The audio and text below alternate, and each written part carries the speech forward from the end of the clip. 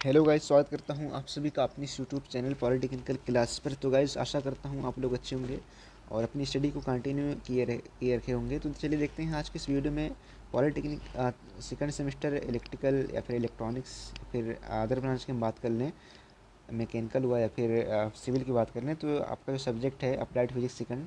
तो आज हम इसके चैप्टर नंबर 2 को देखने वाले हैं। लेक्चर नंबर 1 हमारा यहाँ पे है और हमने चैप्टर नंबर 1 को अच्छे से कंप्लीट करा दिया है। यदि आपने अभी तक उस वीडियो को सारे लेक्चर को नहीं देखा है तो आप चैनल की प्लेलिस्ट में जा करके देख सकते हैं। तो हमने प्लेलिस्ट बना दी है अप्लाइड फिजिक्स सेकंड के नाम से, तो उसमें आप जा करके सारी वीडियो को अच्छे से वॉच कर सकते हैं। अब देखिए हमारे यहाँ पे जो आपका सेकंड चैप्टर है यानी कि विद्युत स्थितिकी यानी कि इलेक्ट्रोस्टैटिक। तो देखिए ये आपका बहुत ही अच्छा चैप्टर है। तो आप अगर आप इस चैप्टर को यहाँ पे अच्छे से पढ़ लेते हैं तो आपका आपका एक जो सब्जेक्ट है बेसिक ऑफ इलेक्ट्रिकल, तो वो भी आपका यहाँ पे कवर हो जाएगा अच्छे से। क्योंकि यहाँ पे उस बेस यहाँ पे सेम बेस जो यहाँ पे पढ़ेंगे वही चीज़ आप वहाँ पर भी पढ़ेंगे। तो आप इसको अच्छे से पढ़िएगा। देखिए आपका इसमें जो फर्स्ट टॉपिक दे रखा है यानी कि विद्युत क्या होता है। जैसा कि आपको नाम से पता है कि विद्युत स्थितिकी, यानी इसको आप थोड़ा सा अगर आपको बता दें कि आप इसमें क्या क्या पढ़ेंगे। देखिए जो आपका विद्युत होता है यानी कि आपका जो इलेक्ट्रिसिटी होती है उसका जो स्थिर रूप है यानी कि स्थैतिक रूप है, एक देखिए एक होता है गतिक और दूसरा होता है एक स्थिर। यानी कि इसमें जो विद्युत में जो इलेक्ट्रॉन होते हैं, आपको पता है कि जब इलेक्ट्रॉन का फ्लो होता है तो हमारा विद्युत धारा का क्या होता है, प्रवाह होता है, मतलब विद्युत धारा उत्पन्न होती है। तो इसमें जो इलेक्ट्रॉन जो है हमारा स्थिर रहेगा इस चैप्टर में, मतलब स्थिर अवस्था में इलेक्ट्रॉनों का हम यहाँ पे अध्ययन करने वाले हैं और गतिक अवस्था में आगे आने वाले चैप्टर में करेंगे।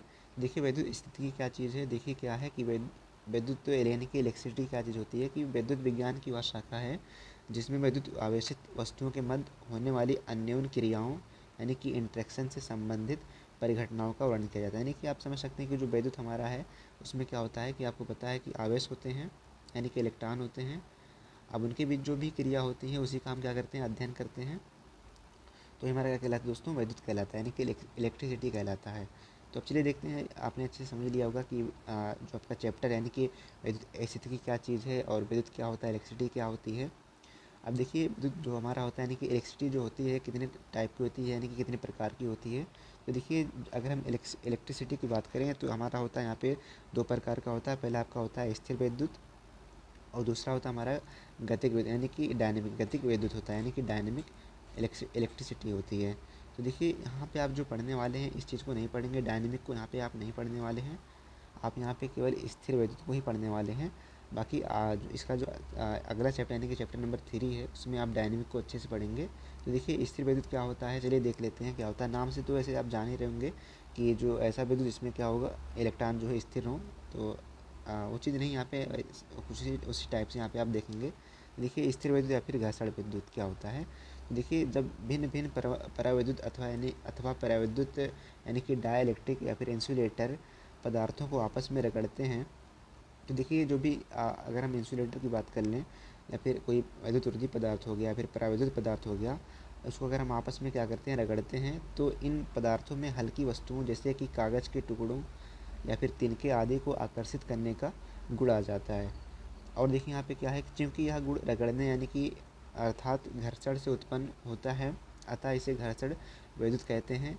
यह वस्तुओं पर स्थिर रहती है, प्रवाहित नहीं होती है, इसलिए इसे स्थिर विद्युत कहते हैं। देखिए आप इसको अच्छे से समझ लिए होंगे क्या चीज़ है। जबकि आपको अगर हम अच्छे से यहाँ पे बताएं क्या चीज़ होती है हमारा घर्षण विद्युत यानी कि स्थिर विद्युत। देखिए आपने एक छोटा सा बचपन में खेला भी होगा कि आप अपने बालों में जब कंघी रगड़ते थे और छोटे छोटे ऐसे कागज़ के टुकड़ों के पास कंघी को ले जाते थे तो क्या होता था, एक कागज़ के टुकड़े क्या होते थे, आकर्षित होते थे यानी कि कंघी पे जो होता था आपकी उस पर क्या होते थे, चिपक जाते थे। तो इस चीज़ को आपने देखा होगा।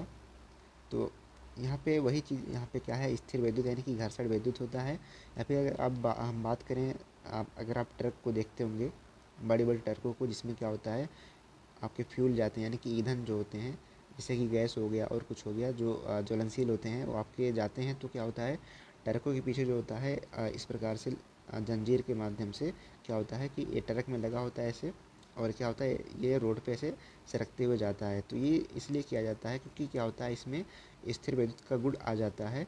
और क्या होता है कि जब स्थिर विद्युत का गुण आ जाता है तो जो भी फ्यूल भरा होगा ट्रक में वो क्या हो जाएगा कि जब इलेक्ट्रॉन का फ्लो इसमें हो जाएगा तो फिर क्या होगा कि गर्म होकर के जब ये कोई भी चीज़ पे टकराव होगा तो क्या होगा, दुर्घटनाग्रस्त हो सकता है। तो इसीलिए यहाँ पे इस स्थिर विद्युत चीज़ों का यूज किया जाता है।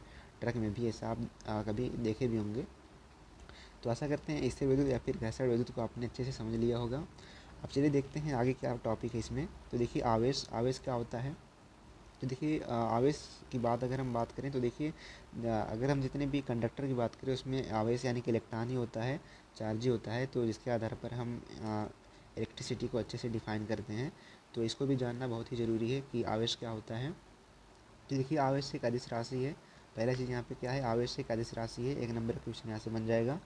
यह दो प्रकार का होता है। पहला आपका ऋण आवेश होता है, दूसरा होता है धनावेश। देखिए ऋण आवेश क्या होगा, आपका जो ऋणात्मक होगा, और जो धनावेश होगा वो आपका क्या होगा, धनात्मक होगा। अब देखिए यहाँ पे जो अगला पॉइंट है कि यदि धारा को मूल राशि माने तो यह एक व्युत्पन्न राशि कहलाती है। मतलब जो भी धारा हमारी है अगर हम उसको मूल राशि मान लेते हैं तो आवेश क्या कहलाएगा, हमारा व्युत्पन्न राशि कहलाता है। अब देखिए इसका जो बीमी सूत्र होता है एटी होता है। तो यहाँ पे देखिए एक नंबर के आपके दो क्वेश्चन बन गए, एक यहाँ पे और एक यहाँ पे।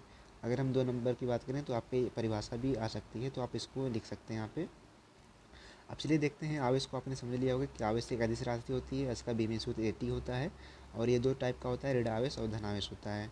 अगर हम देखिए एमकेएस के पद्धति में अगर हम इसके मात्रक की बात करें तो इसका मात्रक क्या होता है दोस्तों, कूलाम होता है। आवेश का मात्रक यहाँ पे क्या होता है, कूलाम होता है। अब देखिए एक कूलाम आवेश कितने के बराबर होता है, इस संबंध को भी देख लीजिए।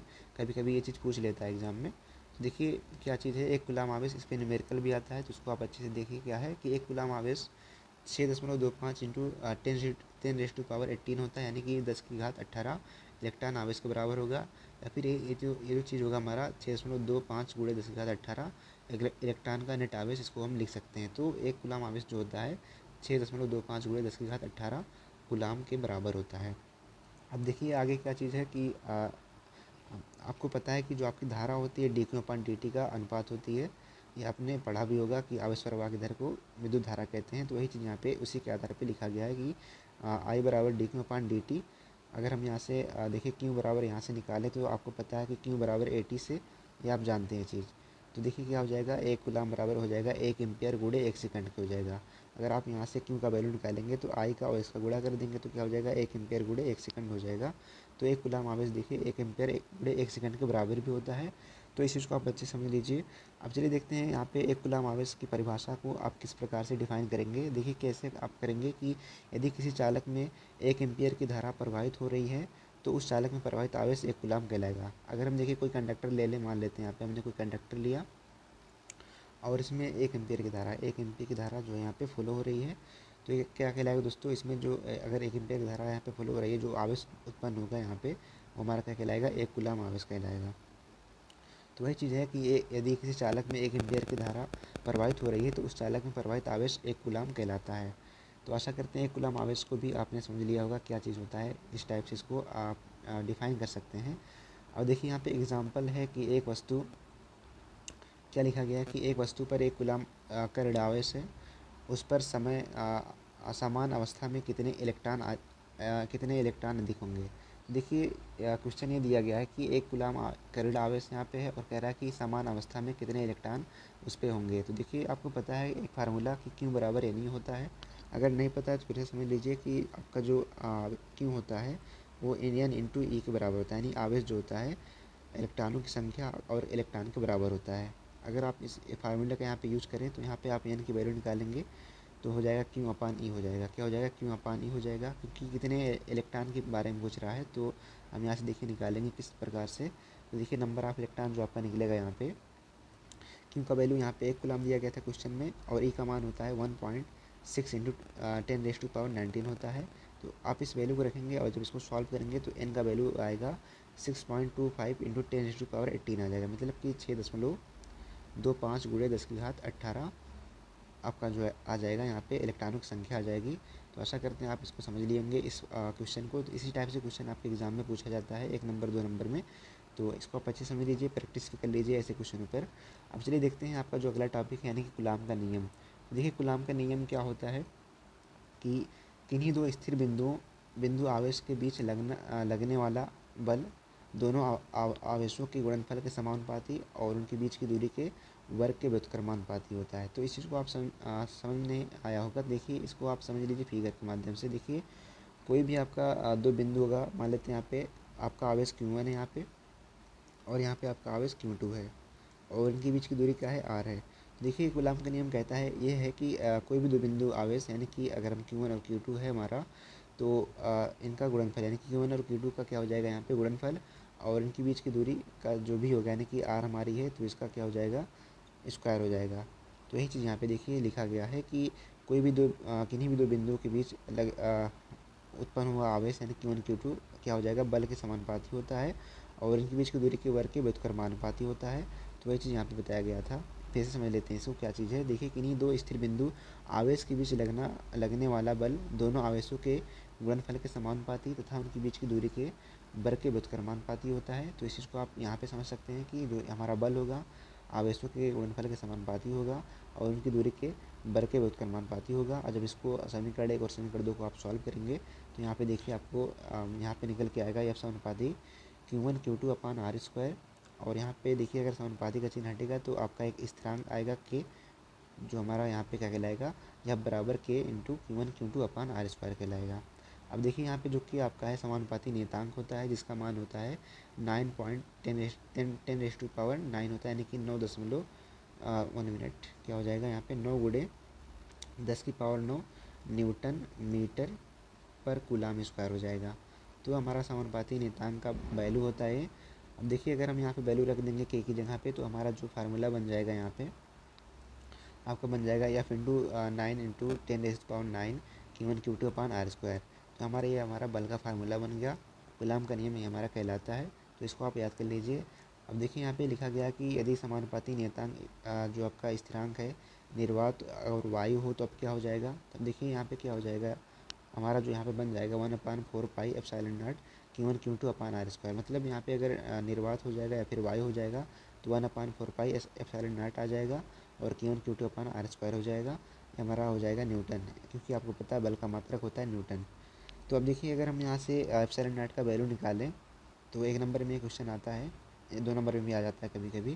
तो देखिए यहाँ पे ε0 का जो आपका मात्रक और मान क्या हो जाएगा, आपको पता है कि 1/4π जो आपका होता है 9 इंटू 10⁹ न्यूटन मीटर स्क्वायर पर कूलाम के होता है। तो अगर हम यहाँ से ε0 का वैल्यू निकालें तो देखिए क्या हो जाएगा, ε0 को यहाँ पे क्या करिए रोक लीजिए, और इसको क्या करिए 1/4π को यहाँ पे ले आइए, और इसको यहाँ पे क्या करिए नीचे ले आइए, मतलब यहाँ पे इसका गुणा करा दीजिए और इसका यहाँ पे गुणा करा देंगे। तो देखिए 1/4π इंटू 10⁹ न्यूटन मीटर स्क्वायर पर कूलाम स्क्वायर। तब इसको सॉल्व करेंगे, देखिए ε0 का वैल्यू जो आएगा यहाँ पे, ये तो हमारा ऐसे ही रह गया, यानी कि पाई का वैल्यू हमने यहाँ पे रखा 3.14, और देखिए इसको ऐसे रहने दिया हमने।